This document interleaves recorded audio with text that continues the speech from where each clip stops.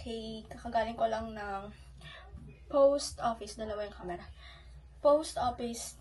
And na-claim ko na yung dalawa kong parcel. Galing international. Pero mostly yung isa is accident. Napagpilian ko na kasi. Phone case to guys. From the brand Fragola. And then, ayun nga. Ang tabi kong chika, diba? Ito nga yung story. Hindi kasi ako, nakapagpapili pa kung anong size na bibilin ko. Sobrang indecisive ang atin nyo, girl. Pero ngayon, Pro Max na talaga yung bibilin kong phone na bibilin. So, since dalawa siya, yung isa, ibebenta ko na lang. So, unahin muna natin yung nauna kong na-order, which is yung Pro. So, open na natin siya. Galing ko siyang Germany ata, or Lithuania, I don't know. Pakita ko na lang kung mapapakita. Okay.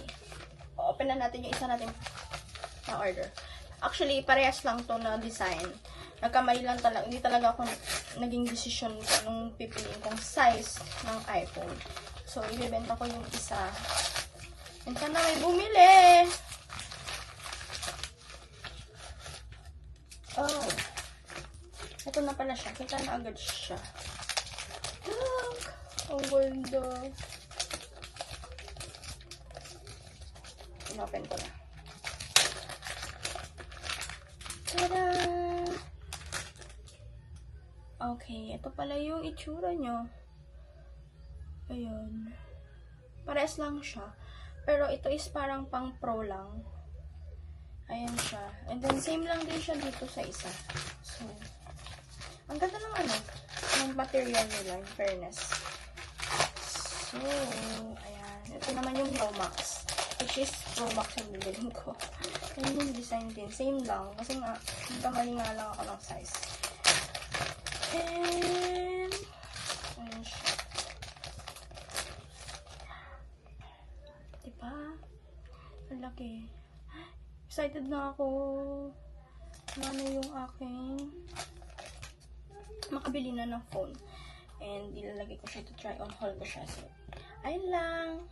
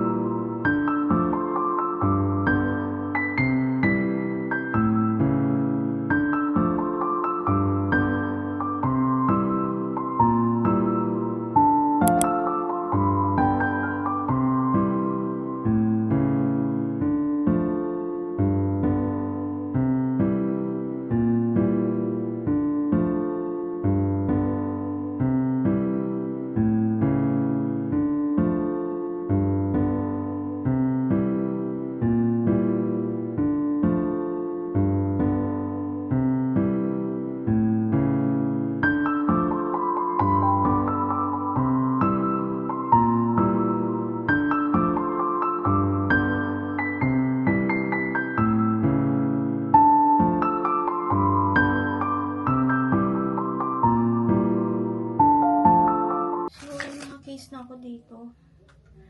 Siyempre, nauna yung case. Bago yung phone. Tatry lang muna natin siya. It's so pretty. I swear. And then yung isa na binili ko, napaship pa yun overseas. Wait lang. Ito. From brand Fragola. Wala kasi siyang no. Sige. Let's try it. Okay. Pakita na natin yan. Itsura niya. Oh my God. Parang ang hirap naman yan. Baka magusgas.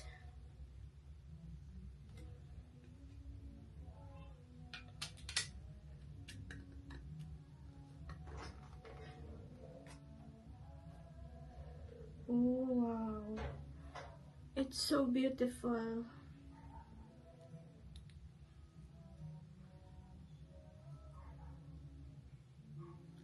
Okay, open pala siya dito.